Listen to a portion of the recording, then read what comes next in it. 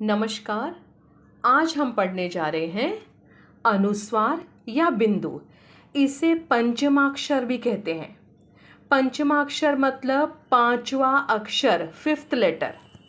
अब आप अपने स्क्रीन पर देखिए, यहाँ पर 5 वर्ग आपको दिखाई दे रहे हैं। क वर्ग यानी जिसका लीडर क है वो क वर्ग। च वर्ग च छ ज झ ञ। उसके बाद में ट वर्ग ट ठ ड ढ ण। फिर त वर्ग और प वर्ग। ऐसे आपके सामने 5 वर्ग दिखाई दे रहे हैं। ठीक है, अब हम इनको लाइन वाइज रीड करते हैं। जैसे जो पहला वर्ण है, हर एक लाइन का मैं पढ़ती हूँ। क च ट त प, ये पहला वर्ण है। दूसरा वर्ण देखो हर लाइन का, ख छ ठ थ फ। अब तीसरा देखो, मैं खड़ी लाइन के हिसाब से रीड कर रही हूँ। ग ज ड द ब। चौथा वर्ण देखो, घ झ ढ ध भ। अब पांचवा वर्ण यानी पंचम वर्ण, हर लाइन का 5वां लेटर पंचम वर्ण है। तो अब मैं सारे पंचम वर्ण का आपको उच्चारण बता रही हूँ। ङ य ण न म, ये सारे पंचम वर्ण हैं और इनकी जगह पर बिंदु का प्रयोग किया जाता है, जिसे कहते हैं अनुस्वार। इन्हें पंचम वर्ण या पंचमाक्षर भी कहते हैं। समझ में आया? इनका उच्चारण अलग अलग है, लेकिन इनको बिंदु के रूप में लिखा जाता है। अब मैं कुछ शब्द बताती हूँ जिसमें आपको समझ में आ जाएगा कि इनका उच्चारण अलग अलग है, लेकिन कहाँ पर बिंदु लगने के बाद में उच्चारण किसका होगा वो आपको ध्यान से समझना होगा। अब ध्यान से देखो, गंगा और दोबारा फिर मैंने गंगा लिखा है। पहली बार गंगा में मैंने बिंदु का प्रयोग किया है, दूसरी बार गंगा में मैंने पंचमाक्षर का प्रयोग किया है। ंग, बीच में देखो ंग लगाया हुआ है। दूसरा शब्द देखो अंबर, पहली बार मैंने बिंदी का प्रयोग किया है और दूसरी जगह मैंने आधा म का प्रयोग किया है। तो ऐसा क्यों? आपने अपनी पुरानी किताबें देखी होंगी जिनमें ये पंचमाक्षर से ही शब्द बने हुए दिखेंगे। तो पहले इन्हीं का प्रयोग होता था, लेकिन धीरे धीरे क्या किया हमने, इनको बिंदु में परिवर्तित कर दिया। वो क्यों? क्योंकि हिंदी को हमें आसान बनाना था, इसलिए हमने ये पंचमाक्षर की जगह बिंदी का प्रयोग किया, बिंदु का प्रयोग किया। ठीक है, और हमारी हिंदी में जो टंकन यंत्र है यानी टाइपराइटर है, उसमें पंचमाक्षर लिखने के लिए थोड़ी मुश्किल होती है, इसलिए इसे आसान करने के लिए इसकी जगह पे बिंदी का प्रयोग किया गया।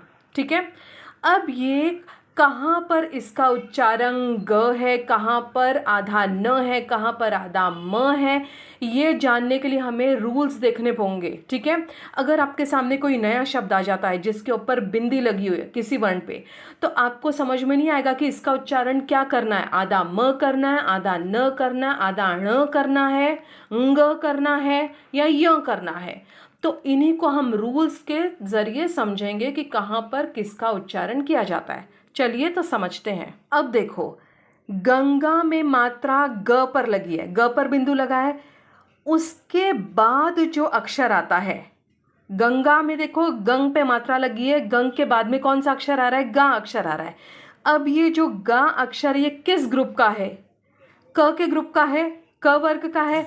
तो क वर्ग का जो आखिरी अक्षर है, पंचमाक्षर है, 5वां लेटर जो है, उसका उच्चारण वहां पे लाया जाएगा। समझ में आया?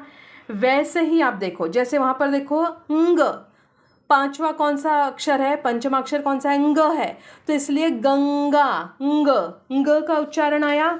अब दूसरा सुनते हैं ध्यान से। अंबर में देखो, अ के ऊपर बिंदु लगा हुआ है, जिस पर बिंदु लगा है उसके बाद का अक्षर कौन सा है? ब है। तो ब किस वर्ग का है? ब है प के वर्ग का। प फ ब भ म, ब किसका है? प वर्ग का है। तो प वर्ग का जो पंचम अक्षर है वो कौन सा है? म है। तो इसलिए यहां पर म का उच्चारण किया जाएगा, आधे म का उच्चारण किया जाएगा। ठीक है, अंबर, आपको म सुनाई दिया आधा, तो यहाँ पर आधे म का उच्चारण किया जाएगा। ऐसे हमें देखना है कि जिस पर बिंदी लगी हो उसके बाद में कौन सा अक्षर है, वो अक्षर किस वर्ग का है और उस वर्ग का पंचम अक्षर कौन सा है, उसका उच्चारण वहां पर लगेगा। और एक बात ध्यान से सुनिए, यदि बिंदी किसी आखिरी वर्ण पर लगती है तब उसके आगे तो कोई अक्षर है नहीं, फिर उसका उच्चारण कैसे होगा?